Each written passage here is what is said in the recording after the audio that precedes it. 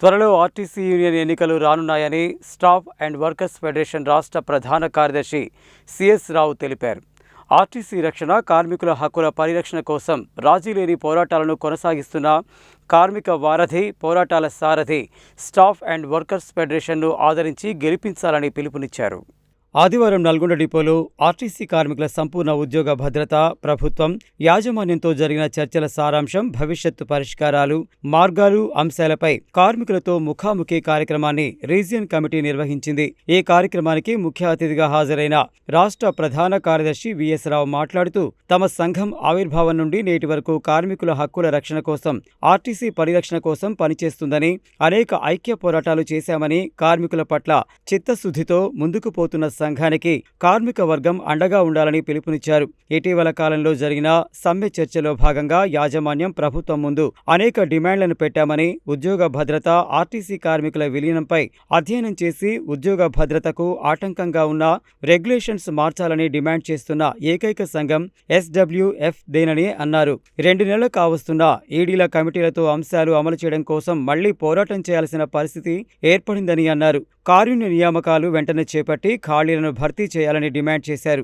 Junior assistant pass అయిన కార్మికులకు వెంటనే పోస్టింగులు ఇచ్చి రెగ్యులర్ ప్రాతిపదికన ఖాళీలను భర్తీ చేయాలని డిమాండ్ చేశారు. 2019 నుండి ఆర్టీసీలో యూనియన్ కార్యకలాపాలు అనుమతి లేకున్నా కూడా కార్మికులకు వెన్నంటే ఉంటూ వారి కష్టాల్లో, నష్టాల్లో పాలు పంచుకుంటూ అండగా ఉన్న సంఘం ఎస్డబ్ల్యూఎఫ్ దేనని అన్నారు. విలీన ప్రక్రియలో ఎస్డబ్ల్యూఎఫ్ ఉండాలంటే రాబోయే ఎన్నికల్లో కార్మిక వర్గ ఐక్యత కోసం, కార్మికుల హక్కుల కోసం పనిచేసే సంఘాన్ని ఎఫ్డబ్ల్యూఎఫ్ ను గెలిపించాలని పిలుపునిచ్చారు. ఈ కార్యక్రమంలో రాష్ట్ర కోశాధికారి కెఎస్ రెడ్డి, రీజియన్ కార్యదర్శి బత్తుల సుధాకర్, కోశాధికారి బైరు శ్రీకాంట్లం, సిఐటియు జిల్లా కార్యదర్శి సలీం, జిల్లా ఉపాధ్యక్షులు దండంపల్లి సత్తయ్య, పట్టణ కన్వీనర్ ఔట రవీందర్, ఎస్డబ్ల్యూఎస్ నాయకులు ఎంసీ మౌళి, నరసింహయ్య, గద్దర్, లింగయ్య తదితరులు పాల్గొన్నారు.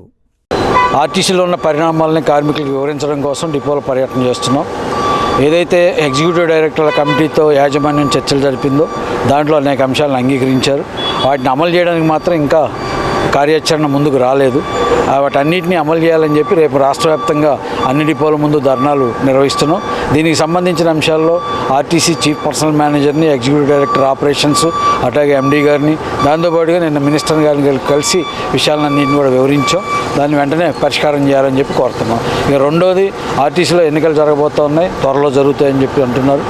ముఖ్యమైన పరిణామం ఏదైతే విలీన ప్రక్రియ ఉందో అది కూడా ఈ ఎన్నికలు అయిన తర్వాత గెలిచిన కార్మిక సంఘాలను కూడా దాంట్లో భాగస్వామ్యం చేసి విలీన ప్రక్రియ చేస్తామని చెప్పి ప్రభుత్వం అంటుంది. ఇది అత్యంత కీలకమైంది. అందుకని ఈ ఎన్నికలు చాలా ముఖ్యమైనది. ఆర్టీసీలో బహుశా ఇదే చివరి ఎన్నికలు. ఇక భవిష్యత్తులో ఆర్టీసీ ప్రభుత్వంలోనే విలీనం అయిన తర్వాత అసోసియేషన్లుగా ఉంటుంది కాబట్టి ఇప్పుడు విలీనం ఎట్టా ఉండాలో నిర్ణయించే భాగస్వాములు కూడా కార్మిక సంఘాలుగా ఉంటాయి. అందుకని ఈ ఎన్నికల్లో సరైన అభ్యర్థుల్ని ఎంచుకోవాలని, సరైన యూనియన్ని ఎంచుకొని గెలిపించాలని చెప్పి కోరుతాం. ఈరోజు రీజన్ వ్యాప్తంగా డిపోల పర్యటన స్టాఫ్ అండ్ వర్కర్ ఫెడరేషన్ ఆధ్వర్యంలో నిర్వహిస్తూ ఉన్నాం. నల్గొండలో ఈ పర్యటన చేరుకుంది. దీనికి ముఖ్య అతిథులుగా రాష్ట్ర ప్రధాన కార్యదర్శి విఎస్ రావు గారు హాజరయ్యారు. అదేవిధంగా సిఐటి నాయకులు హాజరయ్యారు.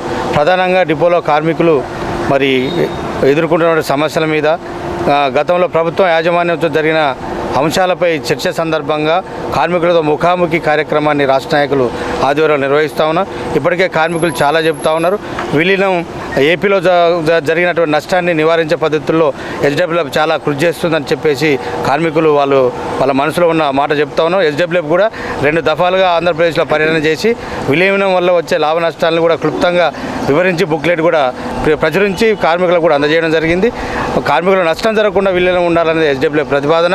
అదేవిధంగా యాజమాన్యం కూడా ఆ రకమైన ప్రతిపాదన యాజమాన్యం ముందు ఉంచారు. కాబట్టి కార్మికులందరూ కూడా మరి కార్మికుల హక్కుల కోసం పనిచేసేటువంటి స్టాఫ్ అండ్ వర్కర్ ఫెడరేషన్ ఆదరించి రేపు జరగబోయే ఎన్నికల్లో మద్దతుగా నిలవాలని చెప్పేసి ఈ సందర్భంగా ఆర్టీసీ ప్రైవేటీకరణను వ్యతిరేకిస్తూ గతంలో అనేక సమ్మెలు జరిగాయి.